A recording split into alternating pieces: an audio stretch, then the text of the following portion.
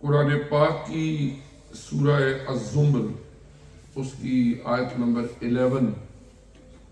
حمد و صلات کے بعد تلاوت کی ہے، اور قرآن پاک کی اس آیہ کریمہ میں اللہ کریم نے حضور نبی کریم علیہ السلام کو فرمایا کہ آپ اپنی زبان سے یہ فرما دیجئے کہ مجھے اللہ کی طرف سے یہ حکم دیا گیا ہے کہ میں اللہ تعالی کی عبادت خالصتاً اسی کے لیے ہی کروں۔ یعنی نبی کریم علیہ السلام کو اللہ کریم نے عبادات کے اندر اخلاص کا اعلان فرمانے کی تلقین فرمائی۔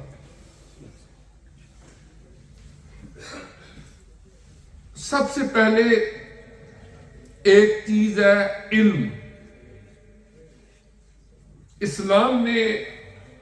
اس پر بہت زور دیا۔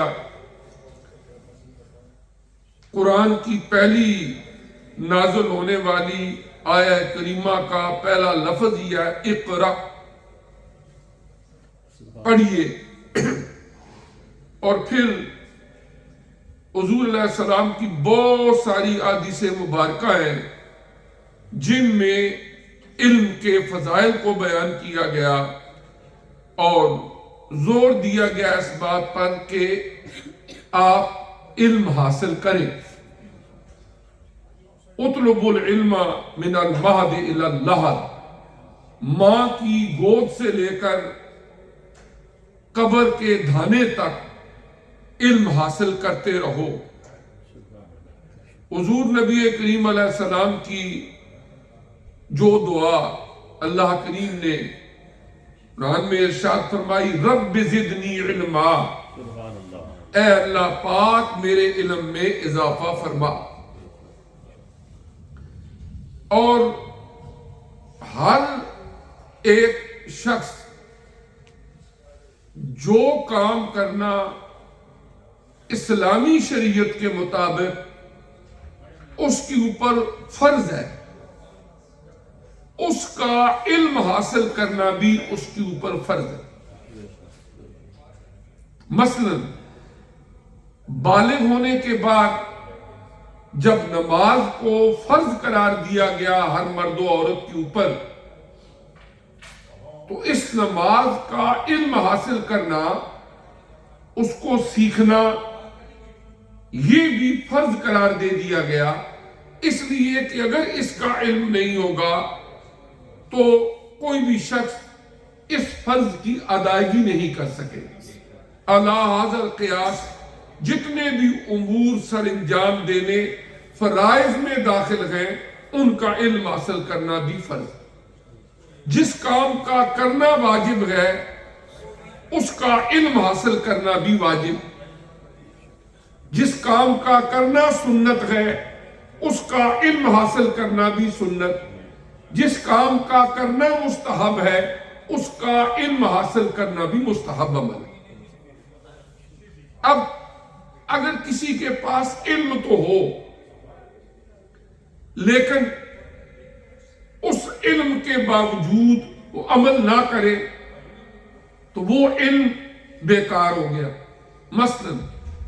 ایک آدمی نے کسی بہت اچھے عالم کے پاس بیٹھ کے وضو کرنے کا طریقہ سیکھا، پریکٹیکلی ایک ایک فرض، ایک ایک سنت کی ادائیگی سیکھی کہ کس طرح میں نے وضو شروع کرنا ہے، کس طرح میں نے معصورہ دعائیں پڑھنی ہے، ہر چیز پراپر طریقے سے سیکھ لی، لیکن وہ وضو کرتا ہی نہیں ہے نماز پڑھنے کے لیے، نماز نہیں پڑھتا ہے۔ اب اس وضو کا طریقہ سیکھنے کا کیا فائدہ؟ ایک آدمی نے بہت اچھے قاری صاحب کے پاس بیٹھ کے پوری نماز کو تجوید کے ساتھ پڑھا، سیکھا، لیکن فجر کے وقت وہ سویا رہتا ہے، اٹھ کے نماز نہیں پڑھتا، نماز کے وقت وہ کوتاہی کرتا ہے، تو علم اپنی جگہ اس نے سیکھ لیا، لیکن اس کا فائدہ کوئی نہیں جب تک کہ علم کے مطابق عمل نہ ہو. یعنی جس طرح ایک درخت ہے اور علم ایک درخت کی طرح ہے اور عمل اس کا پھل ہے، اور علم ہو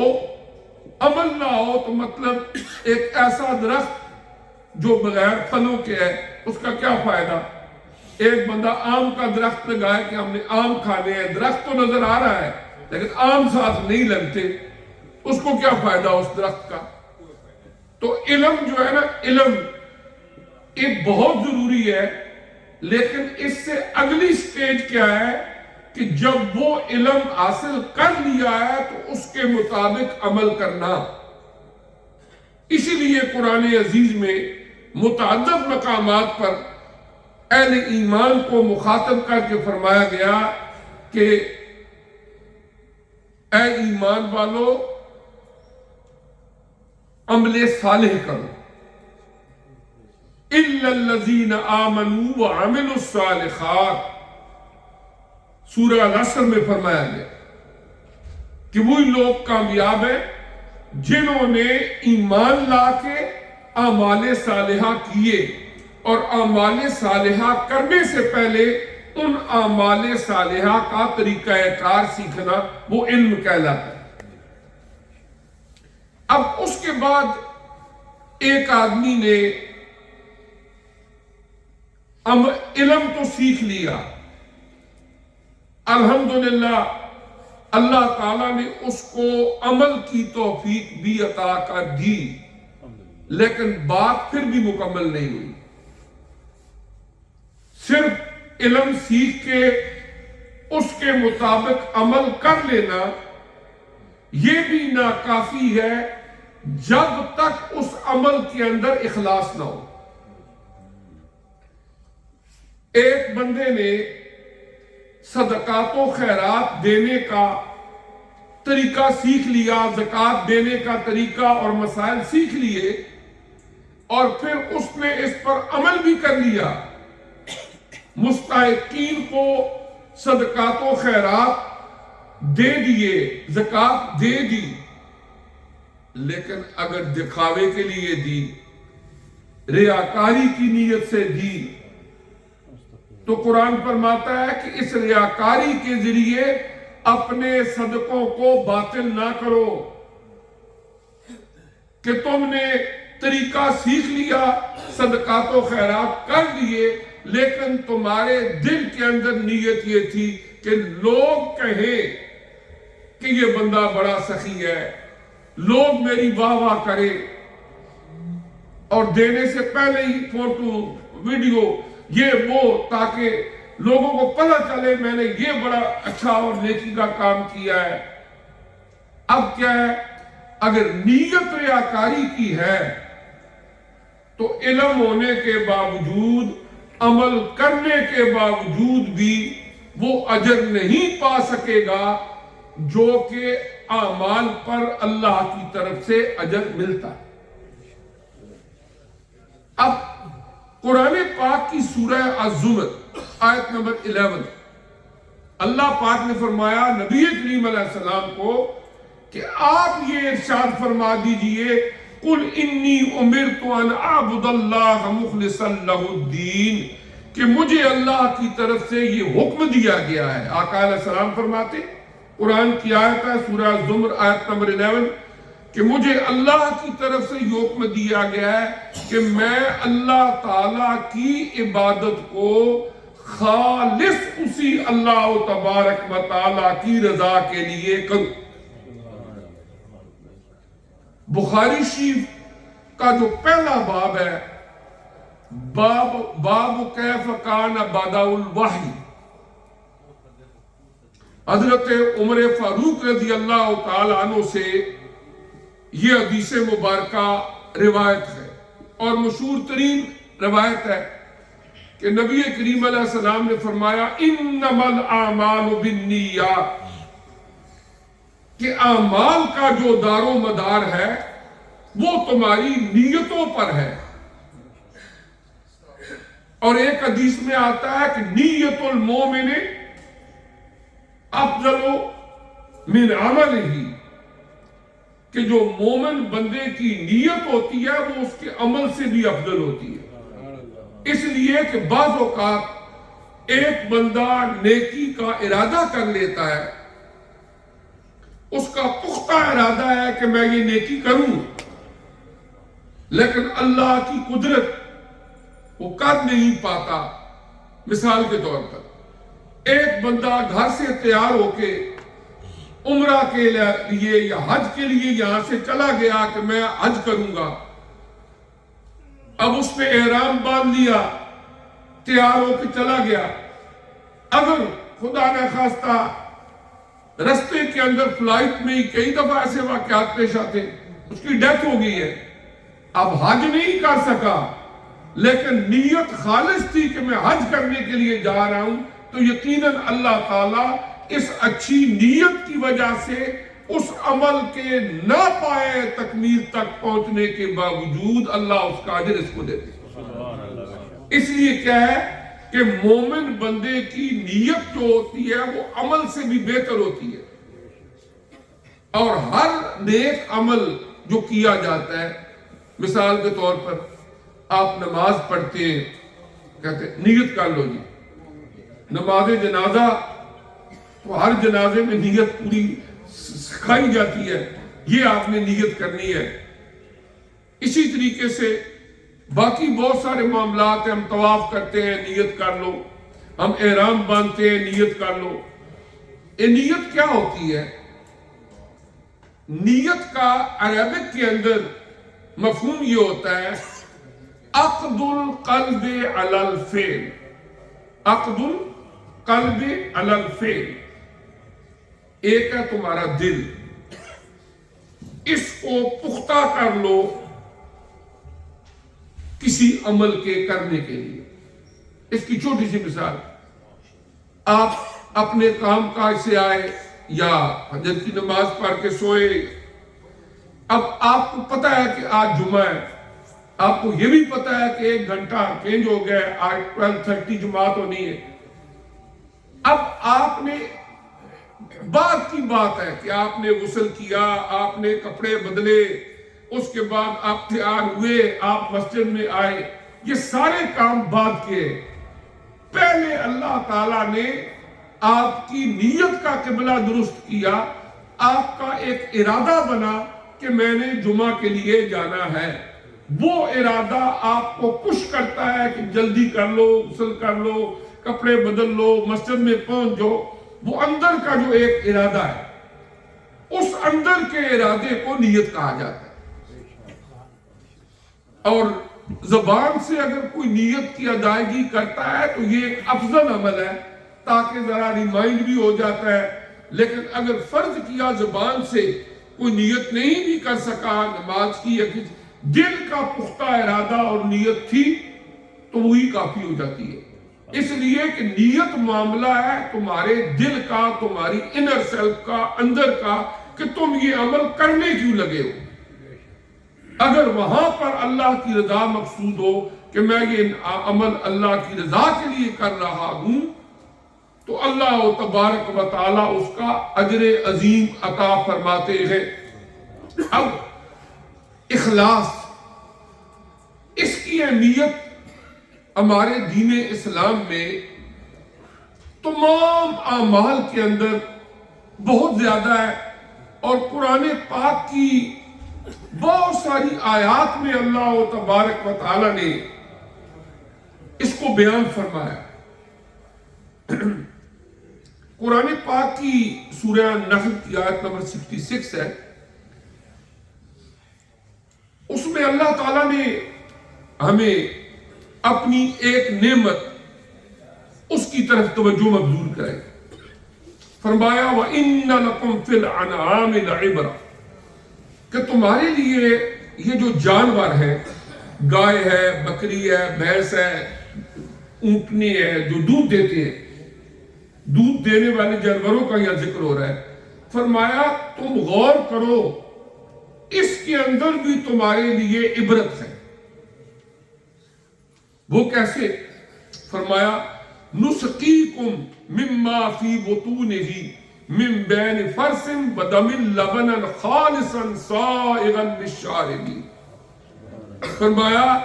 ہم تمہیں ان کے پیٹوں میں سے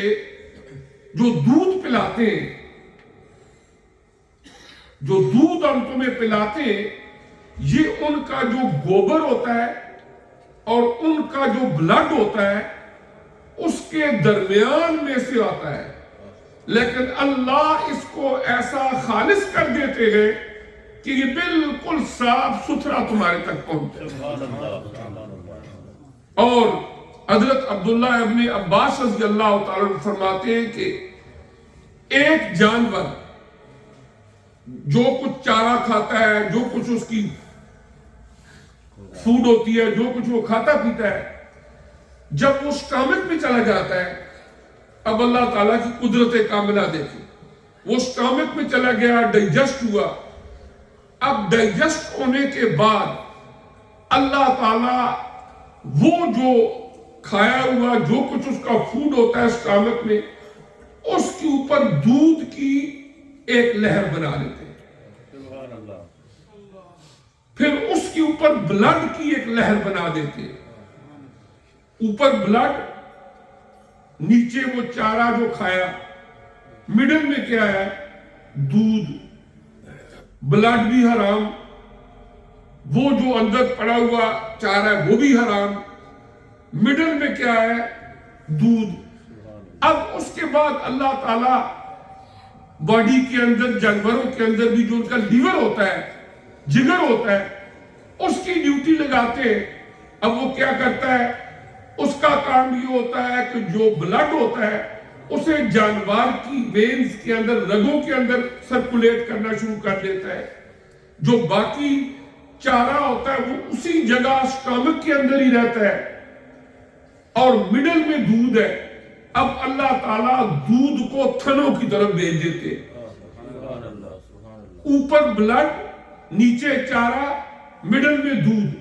اللہ نے اس کو کہاں فرمایا؟ سورہ النحل آیت نمبر 66 میں فرمایا تم بڑے مزے لے کر دودھ پیتے ہو، دیکھو اللہ نے یہ نعمت تمہیں کیسے عطا کی ہے۔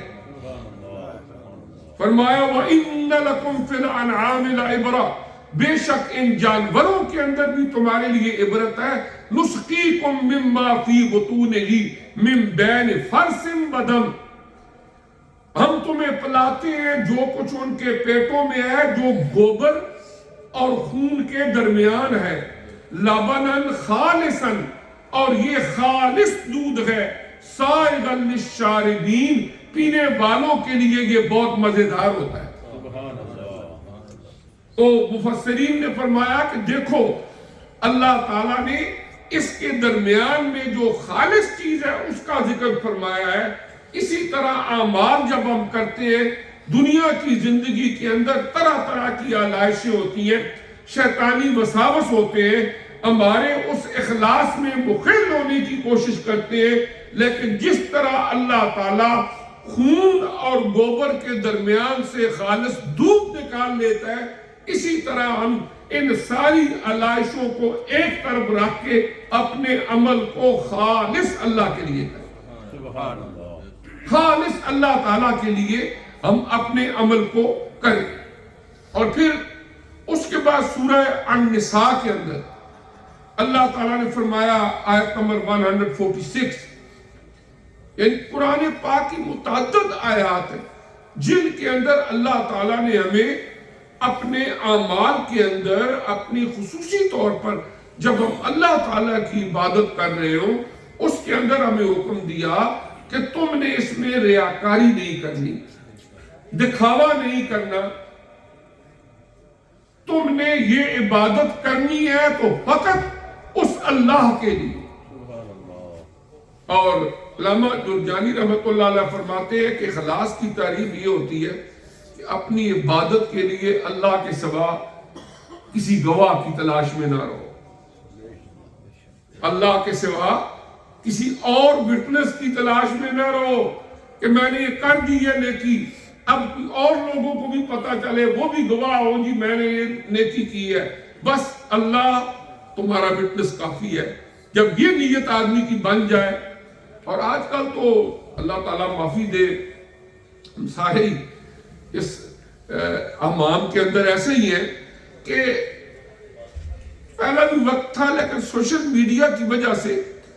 اعمال کے اندر ہمیں بہت احتیاط کرنی چاہیے کہ جب ہم کوئی نیکی کا عمل کرتے ہیں تو اس کے اندر ضروری نہیں کہ ہر نیکی جو ہے کر کے فوری طور پر, پہلے تو ہوتا تھا نیکی کر دریا میں پھینک, اب نیکی کر فیس بک پہ پھینک. پہلے محاورہ ہوتا تھا کسی زمانے میں نیکی کر دریا میں پھینک, تو آج کل جدید دور میں نیکی کر فیس بک پہ پھینک یا ٹویٹر پہ پھینک یا کسی اور بے شمار ایسے پلیٹ فارمز ہیں. بہرکیف یہ ہے کہ جب نیکی ہم نے اس لیے کرنی ہے کہ اللہ تعالیٰ ہمیں اس کا اجر دے, اللہ تعالیٰ ہمیں اس کا اجر دے, تو جب اللہ سے اجر لینا ہے تو پھر وہ کسی کا محتاج نہیں. اور پھر اس لیے یہ ہے کہ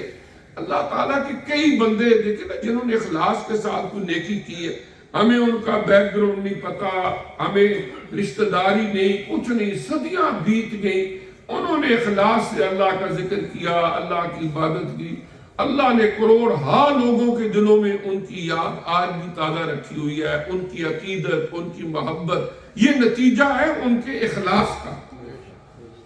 اور اگر دکھاوے کے لیے کوئی بندہ کرتا بھی رہے گا, کوئی نہیں, کسی کے پاس کوئی فرصت نہیں کسی کو لمبا چوڑا یاد کرے, یا کوئی بندہ یہ سمجھے کہ میں اپنی شہرت کے لیے چیزیں بھیجوں گا. تو آج کل تو ویسے ہی سوشل میڈیا نے لوگوں کو شعار بھی بہت کر دیا ہے, وہ جب 2-4 پوسٹیں دیکھتے ہیں تو ان کو پتہ چل جاتا ہے کہ اس بندے کا مائنڈ کیا ہے. پھر بعضوں کو سوچتے ہیں کہ مجھے اسٹوپڈ سمجھتا ہے کہ میرا اور کوئی کام نہیں, بس میں اس کی شہرت کی پوسٹیں پڑھتا رہوں اور یہ کرتا رہوں. اکثر بہتر یا بلاک کر دیتے ہیں یا اگنور کر دیتے ہیں. تو اس کے لیے ہوتا ہے کہ خصوصی طور پر جو عبادات کا معاملہ ہے, ان کے اندر ہمیں محتاط ہونے کی ضرورت ہے کہ ہم اب نماز پڑھیں, صدقات و خیرات کریں, دیگر جو بھی, اس میں یہ ہے کہ ہماری وہ عبادت کرتے ہوئے نیت یہی ہونی چاہیے کہ میں فقط اللہ تعالیٰ کی رضا کے لیے کر رہا ہوں. اس کے بعد لوگ کیا کہتے ہیں, لیو اٹ. یہاں پر ضمن میں ایک بات عرض کر دوں کہ جو اعلان ہم کرتے ہیں یہاں پر کہ جی اس نے اتنے پیسے دیے ہیں, وہ تو ایک ہمارا ایک انتظامی معاملہ بھی ہوتا ہے. دوسرا, کچھ لوگ ایسے ہوتے ہیں کہ مثال کے طور پر کوئی بیمار ہے, وہ سوچتے ہیں چلو جمعے کا بابرکت دینا ہے, اس کے لیے دعا ہوگی, یہ نیت ہوتی ہے. یہ نہیں ہوتا نمود و نمائشی ہو. اور حضور نبی کریم علیہ السلام نے خود بھی, ہم واقعات بیان کرتے ہیں قرآن کے, احادیث کے, کہ حضرت ابوبکر صدیق رضی اللہ تعالیٰ عنہ نے سارا مال دے دیا, حضرت عمر آدھا مال دیا غزوہ تبوک کے موقع پر. اگر یہی بات ہوتی کہ کوئی ڈونیشن دے دے, اس کو بالکل ہی چھپا کے رکھنا ہے, تو آقا علیہ السلام منبر پہ بیٹھ کے اعلان کیوں کرتے؟ یعنی اگر ہم وہ بتا بھی دیتے ہیں وہ اور معاملہ ہے, دینے والے کی نیت اللہ بہتر جانتا ہے. وہ جب دے رہا ہے اس کی نیت نہیں ہونی چاہیے کہ نمود و نمائش ہو, اس کی نیت نہیں ہونی چاہیے کہ یہ ہو. لیکن اگر ہم اعلان کرتے ہیں تو ایک ڈیفرنٹ معاملہ ہوتا ہے. یہ اس لیے ہوتا ہے اس نے نیت رکھتے ہوئے, اس نے ظن رکھتے ہوئے. لوگ بعض اوقات دیکھیں نا, کسی کا کوئی بچہ بیمار ہے, کسی کا اہلیہ بیمار ہے, والدین بیمار ہے, ان کے دل میں یہ ہوتا ہے جمعے کا اجتماع ہے, ہو سکتا ہے کسی کی زبان سے آمین نکلے, ان کو شفا مل جائے, یا اس طرح کی نیت ہوتی ہے. اور اس میں کوئی بات والی بات نہیں ہے. لیکن دکھاوا یہ ہوتا ہے کہ لوگ یہ کہیں کہ میں نے یہ بڑا تیر مارا ہے, یہ میں نے بڑا کام کیا ہے. تو قرآن پاک میں متعدد مقامات پر اللہ تعالیٰ نے ہمیں یہی تلقین فرمائی ہے کہ اگر تم نیکی کا عمل کرو, عبادت والا عمل کرو, تو اسے فقط اللہ تبارک و تعالیٰ کی رضا کے لیے کرو. سورہ زمر میں فرمایا لا للہ الدین الخالص, یاد رکھو عبادت خالص اللہ کے لیے تم نے کرنی ہے, اس میں کوئی کسی اور کی ملاوٹ نہ ہو. ریاکاری کو شرک اصغر بھی کہا گیا ہے. شرک اصغر اس لیے کہ شرک اکبر کیا ہوتا ہے کہ اللہ تعالیٰ کے سوا کسی اور کی عبادت کی جائے, کسی قبر کی عبادت, کسی پتھر کی عبادت, کسی اور چیز کی عبادت, وہ کیا ہوتا ہے شرک. اور ریاکاری کو شرک اصغر اس لیے کہتے ہیں کہ تم نے عبادت کرنی تھی اللہ کی رضا کے لیے، اللہ کو خوش کرنے کے لیے، تو تم نے ارادہ کر لیا بندوں کو خوش کرنے کا، تو لہذا اس کے اندر بھی شرک کی ملاوٹ ہو گئی ہے کہ تم نے اللہ تبارک و تعالیٰ کو دکھانا تھا کہ میں تیری عبادت کر رہا ہوں،